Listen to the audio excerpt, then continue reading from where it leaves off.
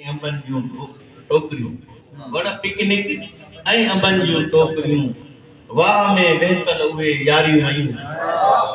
प्यार खां परते घड़ियूं हारियूं वयूं खाली घर में जण बतियूं ॿारियूं ॿुधायो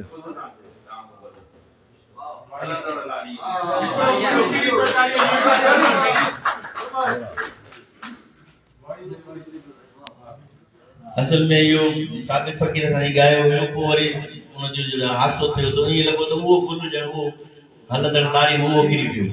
पोइ उनजी वजह चिठीअ ते ॿी थी वई अहिड़े नमूने मुंहिंजी वाई सरमत ॻाई हुई मुरकंदड़ प्यारा मुसाफ़िर 4 ॾींहं तरसील ॾे तूं हलियो ऐं ओचितो त वरी सरमत जे गुज़ारण खां पोइ ॼण ईअं लॻो त उन ते उहो ॼण पंहिंजे लाइ ॻायो हो ॼण ये कॾहिं कॾहिं ज़िंदगी में थी थो वञे पियो अलाए कंहिंजो हो हलंदड़ नारीअ मां हिकिड़ो गुल किरी पियो मालड़े मुड़ी निहारियो हुनजी खारीअ मां हिकिड़ो गुल किरी पियो दर्दनि जे तूफ़ान में जोबन टारीअ मां हिकिड़ो गुल किरी पियो उभरियो शक अंदर में पंहिंजी यारीअ मां हिकिड़ो गुल किरी पियो अलाए कंहिंजो हो हलंदड़ नारीअ मां हिकिड़ो गुल किरी